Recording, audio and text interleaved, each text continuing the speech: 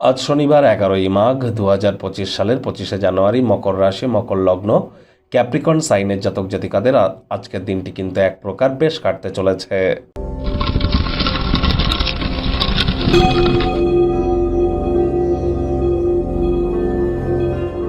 ভিডিওটি শুরুতেই আপনাদের সকলকে রাজযোগ চ্যানেলের তরফ থেকে সাততিলা একাদশীর হার্দিক শুভেচ্ছা ও অভিনন্দন রইল।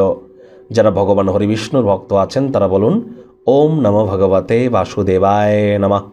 সকাল দুপুর সন্ধ্যা আজ 3 বেলা 108 বার আপনারা এই মন্ত্রটি জপ করুন। এটি আপনাদেরকে বহুলাংশে উপকৃত করবে। ভগবান হরিবিষ্ণুর এটি মহামন্ত্র। এছাড়াও যারা ভগবান শ্রীকৃষ্ণের ভক্ত আছেন তারা বলুন হে কৃষ্ণ, করুণা সিন্ধু দীনবন্ধু জগতপতে গোপেশ গোপিকাকান্ত রাধাকান্ত নমস্তুতে।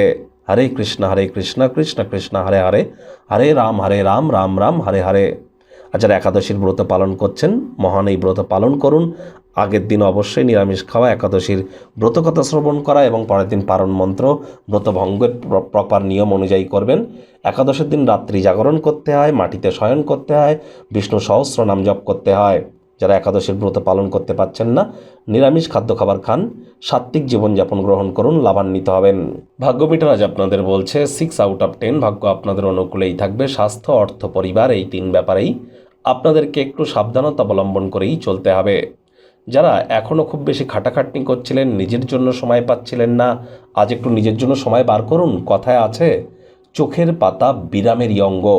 আজ কোনো প্রকার নেতিবাচক অনুভূতির আশ্রয় যদি নেন, একাকিত্বতার মতো অনুভূতি আপনাদেরকে গ্রাস করতেই পারে। স্মোকিং, অ্যালকোহল করা থেকে বিরত থাকুন। স্বাস্থ্যের পাশাপাশি মানসিকভাবেও দুর্বলতা তৈরি হতে পারে, আর্থিক পরিস্থিতিও অবনতি হতে পারে। নতুন উদ্যোগ, পরিকল্পনা, নতুন নির্মাণ কার্যকে আজ পিছিয়ে দিন। ব্যয়বহুল একটি দিন, খরচ বাড়বে। চাকরিজীবী যারা আছেন তাদের অফিসের পরিবেশ এক প্রকার বেশ। বস কলিগদের সাথে ভাব ভালোবাসা বাড়বে। কর্মে গতি অনুভব করবেন।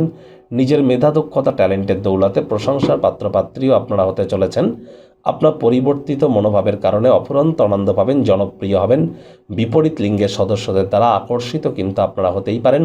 ফাঁকা সময়ে ক্রিয়েটিভ কোনো কাজকর্ম করে কাটান। নিজের জন্য কিছুটা সময় বার করুন। ব্যক্তিত্বের মূল্যায়ন করুন। রাজনীতিবিদ যারা আছেন, জনসংযোগ বৃদ্ধি করতে পারলে পপুলারিটি ইনক্রিজ করবে।